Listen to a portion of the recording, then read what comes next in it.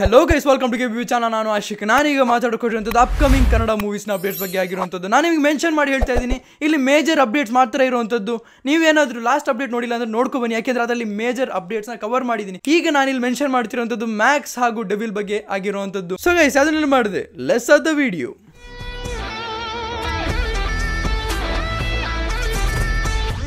ಮೊದಲನೇದಾಗಿ Max movie ಬಗ್ಗೆನೇ ಮಾತಾಡ್ಕೊಬಿಡೋಣ. ಯಾಕೆಂದರೆ ಸ್ವತಃ ಕಿಚ್ಚ ಸುದೀಪ್ ಅವರೇನೆ ಅವರ ಬಾಯಿಂದನೇ ಹೇಳಾದ್ಮೇಲೆ ನಮಗೊಂದು ಕನ್ಫರ್ಮೇಷನ್ ಕೊಡ್ಬೋದು ಅಂತಲೇ ಹೇಳ್ಬೋದು. ನನಗೆ ಖುಷಿ ಆಗ್ತಿರೋದು ಏನಂತಂದರೆ, ನಾನು ಲಾಸ್ಟ್ ವೀಡಿಯೋದಲ್ಲೇ ಹೇಳಿದ್ದೆ ಆಗಸ್ಟಿಗೆ ಬರೋವಂಥ ಚಾನ್ಸಸ್ ಇದೆ, ಎಲ್ಲರೂ ಅಡ್ಜಸ್ಟ್ ಮಾಡ್ಕೊತಾ ಇದ್ದಾರೆ ಇಲ್ಲಿ ಅಂತ. ನಾನು ಲಾಸ್ಟ್ ವೀಡಿಯೋದಲ್ಲಿ ಏನು ಮೆನ್ಷನ್ ಮಾಡಿದ್ನಲ್ಲ, ಅದು ನಿಜ ಆಗಿದೆ ಅಂತ ಅನ್ನಿಸ್ತಾ ಇದೆ. ಯಾಕೆಂದರೆ ಇನ್ನೂ ಕೂಡ ನಾನು ಕೇಳಿದ್ರೆ ಆಗಸ್ಟ್ ಅನ್ಬಹುದು ಅಂತ ಏನು ಹೇಳಿದ್ರಲ್ಲ, ಆಗಸ್ಟಲ್ಲಿ ಬರ್ಬೋದೇನೋ ಅಂತ ಅಂದ್ಕೊಂಡಿದ್ದೀನಿ. ಆಗ ನನಗೆ ಅನ್ನಿಸ್ತಿದೆ, ಓಕೆ ನಾವೇನು ಗೆಸ್ ಪ್ರಕಾರ ಹೋಗ್ತಿದ್ದೀವಿ, ನಾವೆಲ್ಲೆಲ್ಲಿ ಕೂರ್ತಾ ಇದ್ದೀವಿ, ಅಥವಾ ನಾವು ಬಸ್ ನ್ಯೂಸ್ ಎಲ್ಲ ತೊಗೊಂಡು ಏನು ಸೋರ್ಸಸ್ ಪ್ರಕಾರ ಎಲ್ಲದನ್ನು ಮ್ಯಾಚ್ ಮಾಡ್ಕೊಂಡು ಒಂದು ಆ್ಯಂಗಲಲ್ಲಿ ನಾವು ಹೇಳ್ತಿದ್ದೀವಲ್ಲ ಮ್ಯಾಕ್ಸ್ ಆಗಸ್ಟಿಗೆ ಬರುತ್ತೆ ಅಂತ, ಅದು ಸರಿಯಾಗಿ ಕೂರ್ತಾ ಇದೆ ಅಂತ ನನಗೀಗ ಅನ್ನಿಸ್ತಾ ಇರೋವಂಥದ್ದು. ಇದು ವಿಷಯ ಇದಲ್ದಲೇ ಇಲ್ಲಿ ಪುಷ್ಪ ಅವರು ಕೂಡ ಕನ್ಫರ್ಮ್ ಮಾಡಿರುವಂಥ ಏನು ಅಂದರೆ, ಪುಷ್ಪ ಎರಡನೇ ಪಾರ್ಟ್ ಏನಿದೆಯಲ್ಲ, ಇವರು ಆಗಸ್ಟ್ 15 ಬರ್ತಾರೆ ಅಂತ ಕನ್ಫರ್ಮ್ ಮಾಡಾಗಿದೆ. ಹಾಗೆಯೇ ಇಲ್ಲಿ ಡಬಲ್ ಇಸ್ಮಾ ಶಂಕರ್, ಇದೆಲ್ಲ ಮೇಜರ್ ಮೂವೀಸ್ ಆಗಿರೋದು ನಾನು ನಿಮಗೆ ಮೆನ್ಷನ್ ಮಾಡಿ ಹೇಳ್ತಾ ಇದ್ದೀನಿ. ರಣಗಲ್ ಬರೋಕ್ಕೆ ಹೊಟ್ಟಿಲ್ಲ, ಆ ಡೇಟಿಗೆ ಇರೋದ್ರಿಂದ ನಾನು ಮೆನ್ಷನ್ ಮಾಡಿ ಹೇಳ್ತಾ ಇದ್ದೀನಿ. ಆಗಸ್ಟ್ 15 ಅಂತ ಏನಿತ್ತಲ್ಲ, ಅದು ಇಲ್ಲಿ ಬೇರೆಯವರೆಲ್ಲ ತೊಗೊಂಡಾಗಿದೆ ಅಂತಲೇ ಹೇಳ್ಬೋದು. ಈಗ ಆಗಸ್ಟ್ 15ಗೆ ಮ್ಯಾಕ್ಸ್ ಬಂದರೆ ನಾವು ಆ್ಯಸ್ ಎ ಕನ್ನಡಿಗರಾಗಿ ಸೆಲೆಬ್ರೇಟ್ ಮಾಡ್ಬೋದು ಅಂತಲೇ ಹೇಳ್ಬೋದು. ಈಗ ನಾನು ಮೇಯ್ನ್ ವಿಷಯಕ್ಕೆ ಬರ್ತೀನಿ. ಎಲ್ಲರ ಮನಸ್ಸಲ್ಲೂ ಒಂದು ವಿಷಯ ಇದೆ, ಅಂದರೆ ಡೆವಿಲ್ ಮೂವಿ ಬರುತ್ತಾ, ಇಂಡಸ್ಟ್ರಿಯಿಂದ ಬ್ಯಾನ್ ಆದ್ರೆ, ಈ ಥರ ಕ್ವಶನ್ ಎಲ್ಲ ತಲೆಯಿಂದ ತೆಗ್ದಾಕಿ ಅಂತ ಕಿಚ್ಚ ಸುದೀಪ್ ಅವರೇನೆ ಮೆನ್ಷನ್ ಮಾಡಿ ಹೇಳ್ತಾ ಇದ್ದಾರೆ. ಯಾಕೆಂದರೆ ಬ್ಯಾನ್ ಅನ್ನೋದು ಒಂದು ವರ್ಡ್ ಅಲ್ಲ, ಆ ಥರದ್ದು ಏನು ಒಂದು ವಿಷಯನೇ ಇಲ್ಲ ಅಂತ. ಮೇನ್ ವಿಷಯ ಇರುವಂಥದ್ದು ಇವ್ರು ಈ ಕೇಸಿಂದ ಆಚೆ ಬೀಳ್ತಾರ ಅಂತ ಡಿ ಬಾಸ್ ಅವ್ರನ್ನ ಮೆನ್ಷನ್ ಮಾಡಿ ಹೇಳ್ತಾ ಇದ್ದಾರೆ. ನಾನಿಲ್ಲಿ ಇಂಡಸ್ಟ್ರಿ ನ್ಯೂಸ್ನೇ ಹೇಳ್ತಾ ಇರೋವಂಥದ್ದು, ತಲೆಯಲ್ಲಿ ಇಟ್ಕೊಳ್ಳಿ.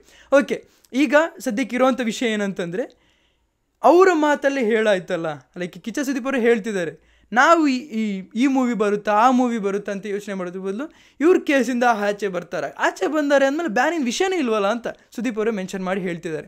ಈಗ ನಾನು ಡೆವಿಲ್ ವಿಷಯಕ್ಕೆ ಬರ್ತೀನಿ. ಡೆವಿಲ್ ಮೂವಿ ಏನಿದೆಯಲ್ಲ, ಅಫಿಷಿಯಲ್ ಆಗಿ ಇನ್ನೂ ಕನ್ಫರ್ಮ್ ಆಗಿಲ್ಲ, ನಿಂತಿದೆಯೋ ಇಲ್ವೋ ಅಂತ ಏನು ಕನ್ಫರ್ಮ್ ಆಗಿಲ್ಲ. ಆದರೆ ಇಲ್ಲಿ ಇಂಟರ್ನಲ್ಲಿ ಏನು ನಡೀತಿದೆ ಅಂದರೆ, ಸದ್ಯಕ್ಕೆ ಯಾವುದೇ ಒಂದು ಪ್ಲ್ಯಾನ್ಸ್ ಕೂಡ ಇಲ್ಲ, ಫ್ಯೂಚರಲ್ಲಿ ಡೆವಿಲ್ ರಿಲೀಸ್ ಮಾಡುವಂಥ ಪ್ಲ್ಯಾನ್ಸ್ ಕೂಡ ಇಲ್ಲ. ಅದರ ಅರ್ಥ ಡೆವಿಲ್ ಪ್ರಾಜೆಕ್ಟು ಸ್ಟಾಪ್ ಆಗುವಂಥ ಸಾಧ್ಯತೆಗಳಿದೆ. ಯಾಕೆಂದರೆ ಅದನ್ನು ಎಕ್ಸ್ಟೆಂಡ್ ಮಾಡಿದ್ರೆ 50 to 60 crore, ಇದು ನಾನು ಲಾಸ್ಟ್ ನೆನ್ನೆ ವೀಡಿಯೋದಲ್ಲೇ ಮೆನ್ಷನ್ ಮಾಡಿದ್ದೆ, 50 to 60 crore ಎಕ್ಸ್ಟೆಂಡ್ ಆಗುತ್ತೆ.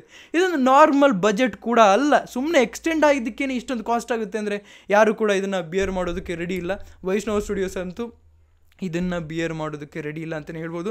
ಪ್ರಕಾಶ್ ವೀರ್ ಅವರು ಸದ್ಯದ ಸಂಗತಿ ಕೇಳೋದಾದರೆ, ಅವರು ತುಂಬಾ ಎಮೋಷ್ನಲ್ ಆಗಿದ್ದಾರೆ. ಅದರಲ್ಲೂ ಈ ಟೈಮಲ್ಲಿ ಅವರಿಗೆ ಒಂಥರ ಅವ್ರ ದೊಡ್ಡ ಪ್ರಾಜೆಕ್ಟ್ ಸಿಕ್ಕಿತ್ತು, ಎಲ್ಲ ಆಗ್ತಾಯಿತ್ತು, ಈ ಟೈಮಲ್ಲಿ ಎಲ್ಲ ಕುಸಿಬಿದ್ದಂಗೆ ಆಗಿದೆ. ಅವ್ರು ನಿಜ ಹೇಳ್ತೀನಿ, ಒಂದು ಡೈರೆಕ್ಟರಿಗೆ ಒಂದು ಮೂವಿ ಸಿಗೋದು ಅಂದರೆ ಒಂದು ಹೊಸ ಲೈಫ್ ಸಿಕ್ತಂಗೆ. ಇದು ಇಲ್ಲಿ ಬಿದ್ದಾಗ ಅವರಿಗೆ ನಾನಿನ್ನೇನು ಹೇಳೋದಕ್ಕಾಗಲ್ಲ. ಅವ್ರಿಗೊಂದು ಧೈರ್ಯ ಕೊಡ್ಬೋದು, ನೀವು ಸ್ಟೇ ಸ್ಟ್ರಾಂಗ್ ಆಗಿರಿ, ಮುಂದೆ ಒಂದು ಮೂವಿ ಮಾಡಿ ಡಿವೋರ್ಸ್ ಜೊತೆ ಅಂತಲೇ ಹೇಳ್ಬೋದು. ಅಷ್ಟೇ ಬಿಟ್ಟರೆ ನಮಗೆ ಇನ್ನೇನು ಹೇಳೋದಕ್ಕಾಗಲ್ಲ. ಈಗ ಸದ್ಯಕ್ಕೆ ನಡೆದಿರೋವಂಥ ವಿಷಯ ಅಷ್ಟು. ಡೆವಿಲ್ ಪ್ರಾಜೆಕ್ಟ್ನ ನಾನು ಆಲ್ಮೋಸ್ಟ್ ಮರ್ತಿದ್ದೀನಿ, ಯಾಕೆಂದರೆ ಅದು ಮರೀಲೇಬೇಕಾಗಿರೋಂಥ ಸಿಚುವೇಶನ್ ಬಂದಿರೋದ್ರಿಂದ. D58 ಬಗ್ಗೆ ಕೇಳೋದಾದರೆ, ಆ ಪ್ರಾಜೆಕ್ಟ್ ನಿಲ್ಲಲ್ಲ. ಡಿವೋರ್ಸ್ ಅವ್ರು ಬಂದು ಮತ್ತೆ ನೀವೇನು ಡಿವೋರ್ಸ್ ಫ್ಯಾನ್ಸ್ ಅಂತ ಏನಿದ್ದೀರಲ್ಲ, ನೀವು ರೆಡಿಯಾಗಿ D58 ಅಂತೂ ಬಂದೇ ಬರುತ್ತೆ. ಈ ಪ್ರಾಜೆಕ್ಟ್ ಅಂತೂ ನಿಲ್ಲಲ್ಲ, ಯಾಕೆಂದರೆ ಟೇಕ್ ಆಫ್ ಆಗಿಲ್ಲದೆ ಇರೋ ಕಾರಣಕ್ಕೋಸ್ಕರ ಈ ಪ್ರಾಜೆಕ್ಟ್ ಅಂತೂ ನಡೆಯುತ್ತೆ. KVN ಅವ್ರ ಪ್ರೊಡಕ್ಷನ್ ಅಂಡರಲ್ಲೇ ಬರುವಂಥದ್ದು. ಆದರೆ ಡೆವಿಲ್ ನಾನಂತೂ ಮರ್ತಿದ್ದೀನಿ. ಆಮೇಲೆ ಬಾಕಿ ನಿಮಗೆ ಬಿಟ್ಟಿದ್ದು ಅಫಿಷಿಯಲ್ ನ್ಯೂಸ್ ಏನು ಬರುತ್ತೆ ಅಂತ ನಾವು ಕಾಯ್ತಾ ಇರಬೇಕು ಅಂತಲೇ ಹೇಳಬೇಕಾಗುತ್ತೆ. D59 ಅಂತೂ ನಿಲ್ಲಲ್ಲ, ಯಾಕೆಂದರೆ ಅದು ಇನ್ನೂ ಲಾಸ್ಟಿನ ಪ್ರಾಜೆಕ್ಟ್ ಆಗಿರುವಂಥದ್ದು. ಈಗ ಏನೇನು ಲೈನಪ್ಸ್ ಇತ್ತಲ್ಲ ಅದೆಲ್ಲ ಬಿಟ್ಟಾಕಿ D58 D59 ಒಂದೇ ಸೀರೀಸಲ್ಲಿ ಹೋಗುತ್ತೆ. ಅರ್ಥ ಆಯ್ತಾ? ನಾನು ಏನು ಹೇಳ್ತಿದ್ನಲ್ಲ, D58 ಆಗಲ್ಲ, D58 ಆದಮೇಲೆ ಬೇರೆ D59 ಮಾಡ್ದೇನೆ ಬೇರೆ ಮೂವಿ ಮಾಡ್ತಾರೆ ಅಂತ ಏನು ಹೇಳಿದ್ನಲ್ಲ, ಈಗ ಆ ಥರ ಯಾವುದೇ ಇಲ್ಲ. ಯಾಕೆಂದರೆ ಎಲ್ಲ ಪ್ರಾಜೆಕ್ಟ್ಸು ಕೈ ಬಿಟ್ಟು ಹೋಗಿದೆ. ಆ ಥರ ಆಗಿದೆ, ಈ ಸಿಚುವೇಶನ್ ಹಂಗಿದೆ.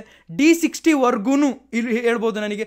D60 ಮೂವಿ ಕೂಡ ಒಂದು ನಾವೆಲ್ ಬೇಸ್ಡ್ ಸಿನಿಮಾ ಆಗಿರುವಂಥದ್ದು. ಒಂದು ಬುಕ್ನ ತೆಗೆದು ಈಗಲೂ ಕೂಡ ಸಿನಿಮಾ ಮಾಡ್ತಾರೆ ಅಂದರೆ ಅದಕ್ಕೆ ತುಂಬಾ ಸಪೋರ್ಟ್ ಮಾಡಬೇಕು ಅಂತಲೇ ಹೇಳೋಕ್ಕೆ ಇಷ್ಟಪಡ್ತೀನಿ. ಅಲ್ಲಿ ಇನ್ನೊಂದು ವಿಷಯನ ಮೆನ್ಷನ್ ಮಾಡಿಬಿಡ್ತೀನಿ ನಿಮಗೆ. D58 D59 ಇದೊಂದು ಸೀರೀಸಲ್ಲಿ ನಡೆಯೋಕೆ ಹೊಟ್ಟಿರೋಂಥ ಸಿನಿಮಾ.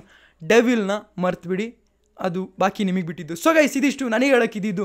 ನಿಮಗೆ ಅನಿಸುತ್ತೆ ದಯವಿಟ್ಟು ಕಮೆಂಟ್ ಸೆಕ್ಷನ್ ತಿಳಿಸಿ ಅಂತ ಹೇಳ್ತಾ, ಅಫಿಷಿಯಲ್ ನ್ಯೂಸ್ ಬಂದಮೇಲೆ ನೀವು ಖುಷಿ ಪಡೋಣ ಅಂತ ಹೇಳ್ಬೋದು, ಅಥವಾ ದುಃಖ ಪಡ್ಬೋದು, ಏನು ಹೇಗಿರುತ್ತೆ ಡಿಸೈಡ್ ಮಾಡೋಣ ಗುರು. ಹಾಗೆಯೇ ಸದ್ಯಕ್ಕೆ ಹೇಳೋದಾದರೆ, ಮ್ಯಾಕ್ಸ್ನ ನಾವು ಮ್ಯಾಕ್ಸಿಮಮಲ್ಲಿ ಸೆಲೆಬ್ರೇಟ್ ಮಾಡಬೇಕು ಅನ್ನೋದೇ ನನ್ನ ಒಂದು ಆಸೆ ಆಗಿರುವಂಥದ್ದು. ನೋಡೋಣ ಈಗ ನೆಕ್ಸ್ಟ್ ಅಪ್ಕಮಿಂಗ್ ಡೇಸಲ್ಲಿ ಏನಾಗುತ್ತೆ ಅಂತ.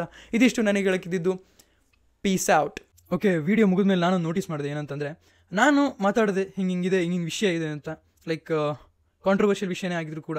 ಅಂತಂದರೆ ನಾನು ವೀಡಿಯೋ ಅಪ್ಲೋಡ್ ಮಾಡಾದ್ಮೇಲೆ ನೆಕ್ಸ್ಟ್ ಡೇ DV ಇನ್ ಕನ್ನಡ ಅವ್ರ ಯೂಟ್ಯೂಬ್ ಚಾನಲ್ ನಾನು ನೋಡೋದಾದರೆ ಅವ್ರ ಚಾನಲ್ ಮಾತ್ರ ನೋಡೋದು. ಯಾಕೆಂದರೆ ನನಗೆಲ್ಲ ತುಂಬ ಆಸೆ, ಕಾರು ಬೈಕ್ ಇವರೆಲ್ಲ ಟೆಸ್ಟ್ ಮಾಡ್ತಿರ್ತಾರಲ್ಲ, ಸೊ ಅದನ್ನೆಲ್ಲ ನೋಡೋದಕ್ಕೆ ಆಸೆ. ಸೊ ಅವ್ರ ಚಾನಲ್ ಮಾತ್ರ ನಾನು ಈಗ ಸದ್ಯಕ್ಕೆ ನನ್ನನ್ನು ಕೇಳೋದಾದರೆ ಅವ್ರ ಚಾನಲ್ ಮಾತ್ರ ನೋಡ್ತಿರುವಂಥದ್ದು. ಸೊ ಅವರು ಕೂಡ ನನ್ನ ರೀತಿಯ ಒಂದು ಒಪಿನಿಯನ್ ಕೊಟ್ಟಾಗ ತುಂಬಾ ಖುಷಿ ಆಯಿತು ಆ್ಯಕ್ಚುಲಿ ನನಗೆ. ಆ್ಯಕ್ಚುಲಿ ಸುದೀಪ್ ಸರ್ ಕೂಡ ಒಂದು ರೀತಿ ಇದೇ ರೀತಿ ಸ್ಟೇಟ್ಮೆಂಟ್ ಕೊಟ್ಟಾಗ ದೊಡ್ಡ ಸ್ಟಾರ್ ಆಗಿರುವಂಥದ್ದು, ಒಬ್ಬರೇ ಸ್ಟಾರ್ ಮಾತಾಡಿರುವಂಥದ್ದು, ಇಲ್ಲ ನಿಮ್ಗೆ ಗೊತ್ತಾಗುತ್ತೆ ಇವರ ಒಂದು ಬಾಂಧವ್ಯ ಹೇಗಿದೆ ಅಂತ. ಸೊ ನನ್ನ ರೀತಿ ಒಪಿನಿಯನ್ ಇರೋದ್ರಿಂದ ನನಗೆ ತುಂಬಾ ಖುಷಿ ಆಯಿತು. ಆ್ಯಂಡ್ ಸರಿಯಾದ ವ್ಯಕ್ತಿನೇ ನೀವು ಸಬ್ಸ್ಕ್ರೈಬ್ ಮಾಡಿದೆ ಅಂತ ಹೇಳೋದಕ್ಕೆ ಹೆಮ್ಮೆಯಿಂದ ಹೇಳ್ಕೊತೀನಿ.